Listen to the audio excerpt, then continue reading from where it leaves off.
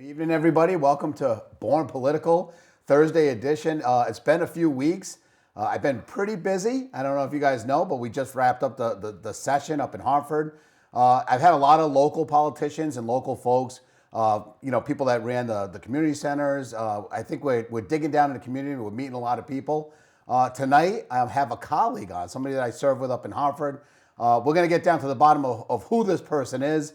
A lot of people that I had previously are Groton people. A lot of you folks know them out there because you went to school with them or you've seen them around forever. But this person in particular married a legendary family in Groton. I say legendary, everyone knows the BBs. My guest tonight is Conley, state rep for the 40th District, currently serving Groton and Ledyard. But it's going to be moving a little bit. We had a little bit of a movement. So, Chris, welcome to the show. How you doing? Thanks, Joe. Good to be with you and good to see you again. I feel like we spent a bit of time together recently. We did. Those things happen. This is the time of year where we know that we're going to see a lot of each other, getting home at 2 o'clock in the morning, right, and then going to work. Chris did the same thing I do, is you work and you figure it out. I wasn't able to navigate that anymore. You guys know I'm not running. Christine, thank you for running again. I'm excited that you're running. I know a lot of people that I talk to are excited. So it's just something that I'm really happy that you're still up there. Thank you. You will be missed. I will be. I'm at least fun. You're fun, and it's always good to have you there. We started together. We figured out where to park, where to walk in together, what to do together. And now I'm losing my buddy. I know. And hopefully we're going to have Andre join you. That'd be great. That'll be great. There's some work to do there, but obviously there's always work to do. But this show is called Born Political, but it wasn't meant to be a political show. What it was meant to do was to introduce local people and local politicians and just anybody from all walks of life to who they are and where they came from. I think a lot of times that helps us understand how they make decisions, whether if they're voting on the council or out in Hartford, and just to know the people. And I'm excited today because as well as I know Conley, I've never interviewed her. So there's probably a lot of things I don't know. First, I like starting off with about your family life and where you grew up. Where are you from? I grew up in Suffield, Connecticut, which for folks who don't know is the area of farmland that you fly over before you land in Bradley Airport is where I grew up. It's a lovely little small town, and it does have a VOAG high school. So a lot more like Ledyard is Suffield. It's mostly a lot of farms, a lot of folks who commute into Hartford day to day, and it's close to the airport because my father traveled a lot, so we were close to the airport, and he could go back and forth to work. Yeah, but it's actually similar to Groton in a way too, because you are bordered, right? Like, is it? Do you go through a couple towns to get to Massachusetts, or are you right there? So we're right there, kind of ish, with Groton and Stonington. Yeah, and then my Vermont. parents live less than a mile from the Massachusetts border, and I could take my bike to Riverside, which I did often. To Riverside Park? Yes. Hold on, wait a minute. Take your bike. That means, for me, that it would be within a half a mile? Yes. Okay. Yep. Because the bicycling, I thought you were going to say it was like 10 miles. A half a mile from Riverside? Yes. So you had the family pass? I did have a pass, and I've spent an awful lot of time at Riverside. That was where, instead of where kids on the shore go to the beach, we went to Riverside all summer. So I'm a little older than you, so I probably wouldn't. That my stomping ground. We would go out there and have some fun. Usually get kicked out by the time it was all over, but you get kicked out for the stupidest things, like trying to pull your seatbelt off too early, like the things that you shouldn't do, but you're a teenager and you do dumb things. And a couple times I may or may not have gotten kicked out of the park. So you went to school. Were you there your whole life? Were you born there? Yep, I was born there. Went to school there. Went to high school there. And then went to college and law school in Massachusetts. Was a high school big, or is it a big town, or is it not? No, it was very small. What's your graduating class? I think there were 107 of us. You were bigger than New London. I graduated with 98 kids. So you're a little bit larger school. New London's a lot larger now than it was. And there was this period in New London where the numbers went way down, because it was my father, I think, graduated with 400 kids. Wow. And, back in the day, and then they opened Waterford High School and all the other schools, so it thinned it out. But so you graduate, what year did you graduate? Graduated in 2000. 2000, a youngster. I am. Still young. And so you graduate and then go directly to college, or stop in between? No, Directly to college. no smelling the roses, no finding yourself? Nope, did not find myself. Found yourself right into book learning, Find myself reading those books. reading the books. And that's come in handy. It has. It really has. I mean, when I got elected, I didn't realize that it came with my own personal lawyer. So that I will miss, being able to call and get your opinion. And you tell me what you're thinking, Joe, you probably shouldn't say. A lot of times that worked to my advantage. So then you go to law school. And how long is law school? Law school's 3 years. So I did the 4 3 years. years? 4 years undergrad and then directly into the next 3 years. So that's a lot. So 7 years total after graduating high school. Yes. Wow. And what do you think that?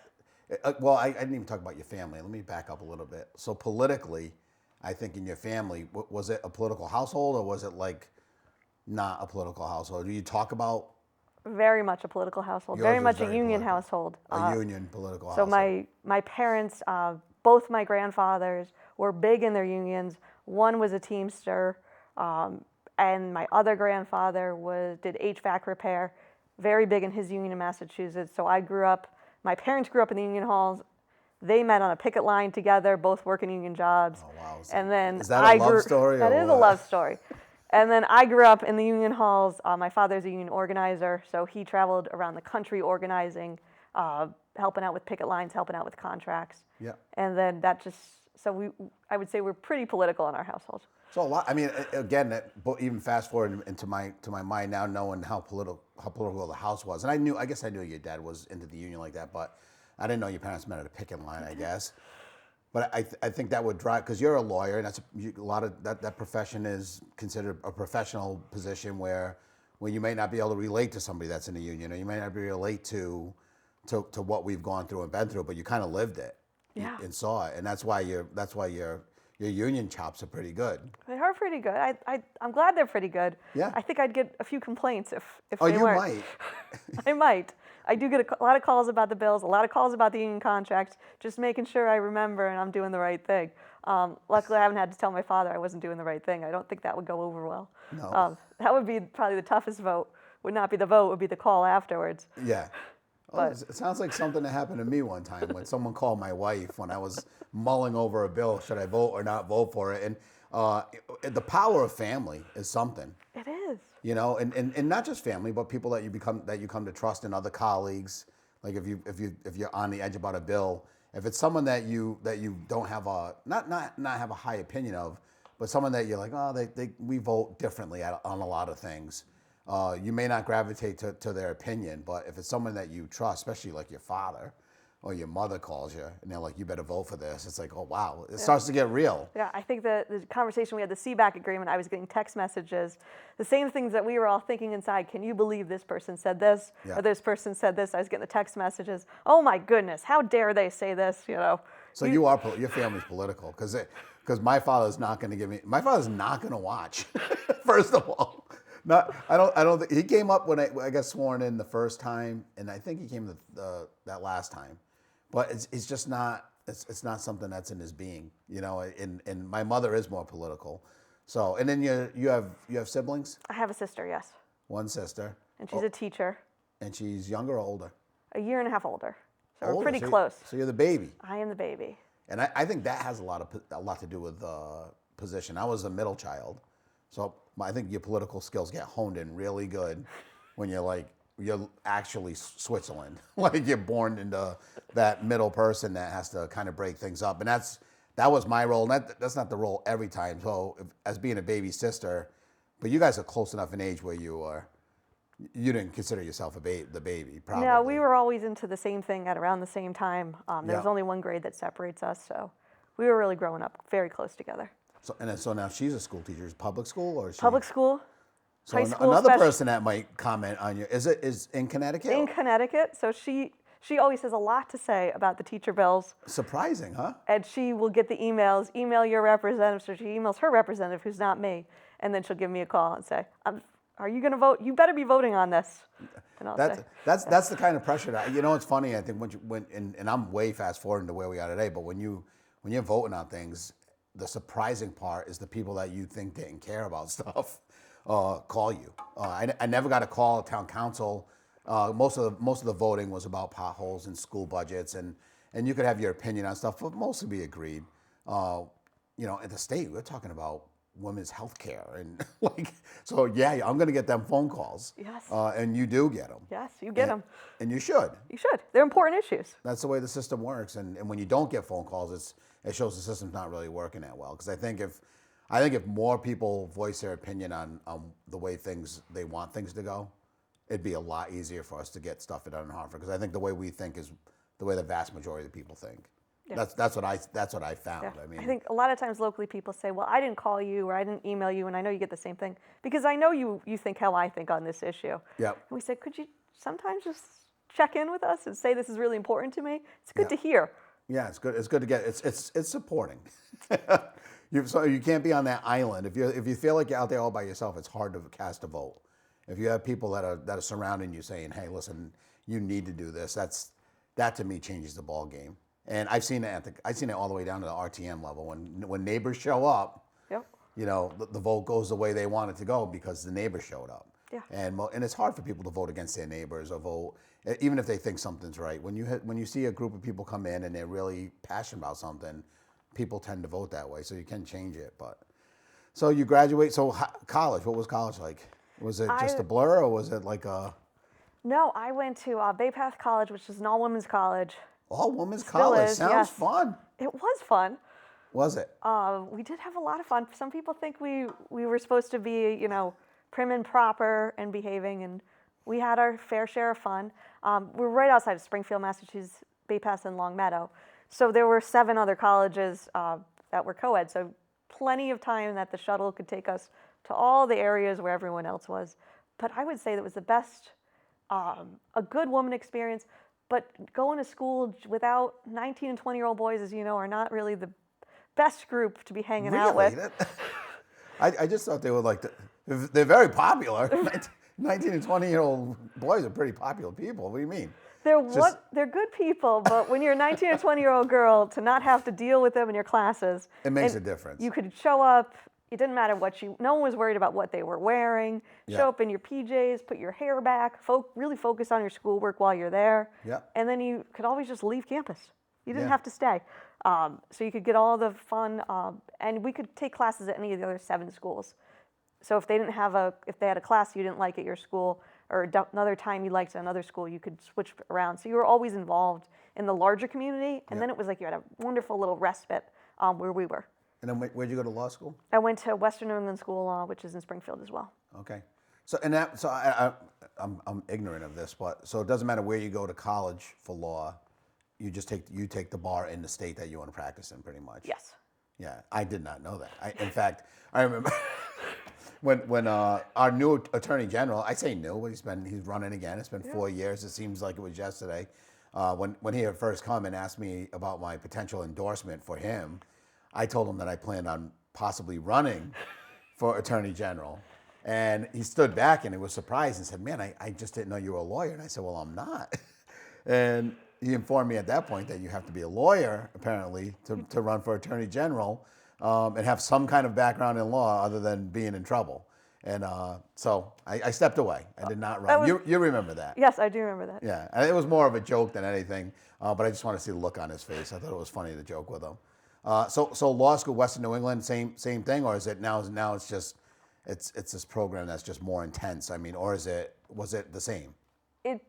It's co-ed, so that was a little transition from the co-ed situation, which again worked out fine. It was just a transition, and hearing some of the boys, some of the cat calls or the silly comments in class, or the talking out. The talking out, I'm like, oh, this is what I didn't miss, and you're like, oh, back together. So law school is for people who went straight from undergrad, or the younger people. We all hung out together. You definitely spent an awful lot of time at the school with your classes, and then I studied at school, the library. Sometimes we called it, Winnick. We called it high school. Yep. You had lockers where you kept your books if you wanted to. They have lockers at Winnick? They have lockers at the law school. So it's a separate building for the law school. So you had lockers where you could keep all your items, so you didn't have to drag those big, heavy books back and forth. and you really did hang out. We were very tight. Some of my best friends are from my law school group. We were in a group that we didn't compete to hurt anyone. We would lift each other up if someone was struggling in one area or another to help them, to make sure we all passed and we all did well. Law school, a lot of folks don't know, for every A, there's an F in your grades. So it is competitive, and the curve is real. Mean? Like if someone gets an A, someone gets an F. It doesn't, there is no. Really? Yes. And I wonder where I would be in that class. And 100% of your grade, or 90% of your grade was your final exam. So you better make sure that you did your work along the way, you had your knowledge of the subject matter, and you were ready to perform on exam day. So It's a little bit stressful. Yeah, it sounds it. So you graduated and took the bar right away? Took the bar right away. Right away? Took the bar that summer. Passed the first time? Yep. And I took 2 that first summer. Why 2? So I took Connecticut and I took Pennsylvania. Oh, okay. So. What was the Pennsylvania? Did you practice there? I did thought not. About it. I thought about it. I was dating someone at that time who was from Pennsylvania. Yep. So we each took both bars. I passed 2 bars, and then got a job in Connecticut. So. Now personal, how'd he do? He did not pass the bar the first time. Either? Either. Is a bar exam different in each state? So you can take 2 at the same time. It's a Tuesday, Wednesday, and Thursday if you do it all together. Wednesday is the same nationally. That's the multi-state or the questions. So your multi-questions. And then your state topics are either Tuesday or Thursday. So you take one. It doesn't matter where you are for the multi-state. That's the multi-choice exam. That's the same nationally. And then you can travel to a second state and take it a second time. Wow. So any sports or anything through high school or what was your extracurricular stuff? What did Chris Conley do? So I did golf, big surprise. Wow, that's incredible to hear because I think you still love the sport today. I do still love the sport. Yeah. And then through high school and some of college, I did tap dance, Irish step, and did dance. Irish dance. Yeah. So if you haven't seen the parade, I do want to learn how to do the Irish. I do the fake Irish dance. I just bounce around and act like I'm doing something, but I play the part. I'm dressed. You do. So I feel like I'm like 90% there. I just got to get the steps down. So I'm gonna walk in the parade. It doesn't matter. I'm gonna figure it out. I'll be a supplemental guy. Even if I have to follow you guys with a broom and a brush, I'll figure it in a pickup pan. I'll figure it out. But so I'm gonna learn that. I didn't realize you actually took classes. I did take classes. I did little competitions, did all that stuff. And you golfed in high school. You didn't golf in college, though. I didn't. No, college did not have a golf team, unfortunately. Did not have a golf team. I know. I wish if I could go back in time, I would definitely would have not played. What is it? A fall sport or is it a spring sport for golf? It was a spring sport when I was in high school. I think it might have changed. So baseball, I guess I would have missed. But I wasn't that good of a baseball player. But I would have got to play at like Fisher's Island. I talked to the kids that are members of the team in New London now. So if you're out there and you're thinking about playing a sport, golf is the one that you can take with you the rest of your life. Yes. You learn a skill, how to shoot, how to play, and there's people out there that are, 90 years old playing golf. Yeah. And I think that's why I bowl, because I'll be able to bowl until I'm get a little bit older, and it'll be fun.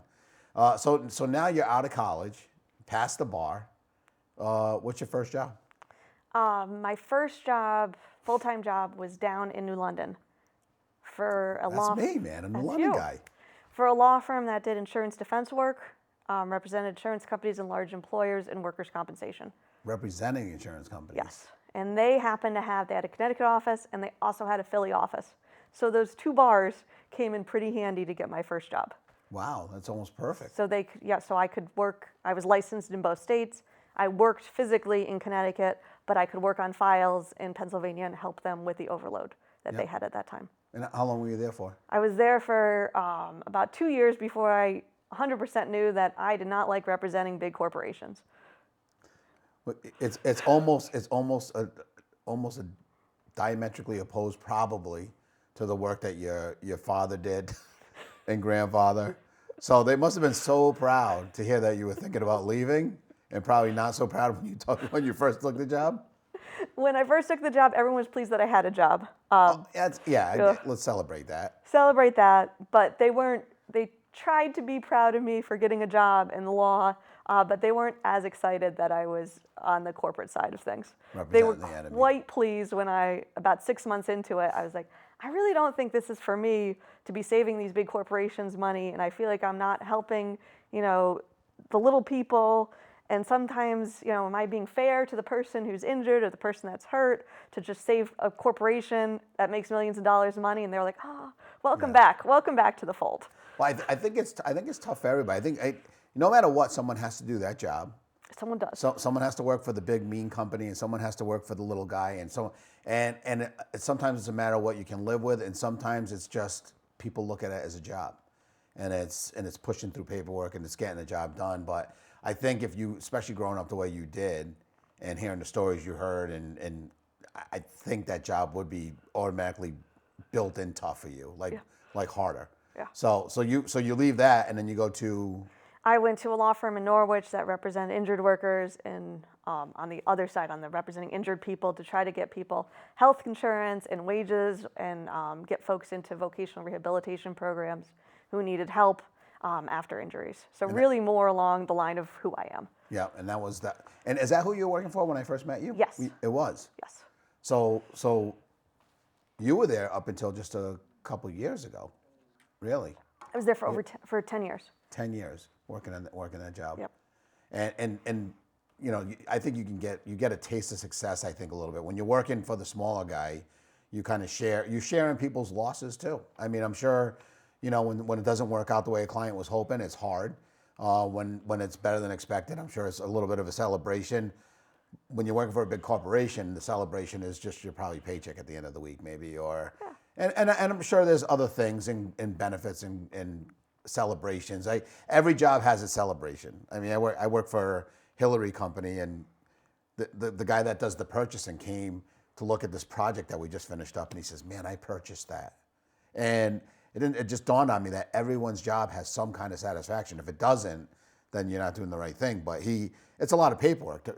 It's not like you just went to the store and purchased something on a credit card. The amount of paperwork it takes to get a PO out is a lot of work, and to make sure that it's executed and the product comes at the right time. So, seeing satisfaction and knowing that the job that you had now, or for that 10 years, are you doing the same thing now, pretty much, or is it different? Same thing, a little bit more. We do a lot more where I'm at now with Embry-Neusner down the road in Groton.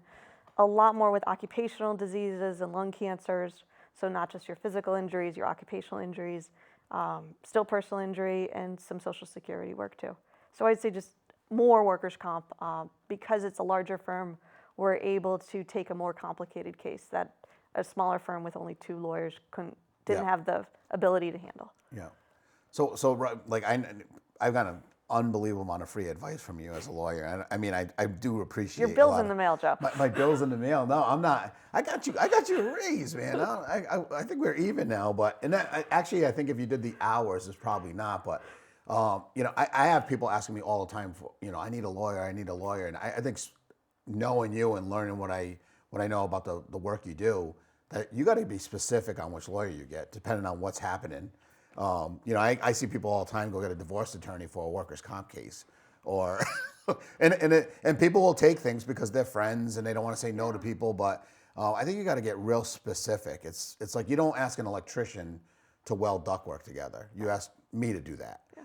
And I learned that's one thing I learned from you up there. That's one of the big that you guys specialize in certain things. We do certain things that you want if you have a serious problem, you want someone who knows that area of law. Yeah. So they can help you. Yeah, even tax law and everything else. And I know more lawyers now than I ever did, because in Hartford, most of the staff are lawyers. I didn't realize it when I first got there, but when regular folks go up there and have an intention and we put a bill in, the intention needs to reflect, the language needs to reflect the intention. And that's not so easy to do. And I think the state gets a lot of free hours out of you also. Because we talk about the amount of hours and work it takes to do the job at the state rep job, and they don't ask me a lot about bill language. Joe Delacruz gets a pass on a lot of that, but when it comes to a back room when we're trying to figure out a bill and the smart way to approach it, and they say, is this saying what we think it's saying? Give it to Conley. Yep. Right? The lawyer legislators have some extra work. Extra work. So, which we're always happy to help our caucus and help our colleagues who are having trouble with their bills and want to get the language right. Yeah. But there's certainly no shortage of lawyers at the Capitol.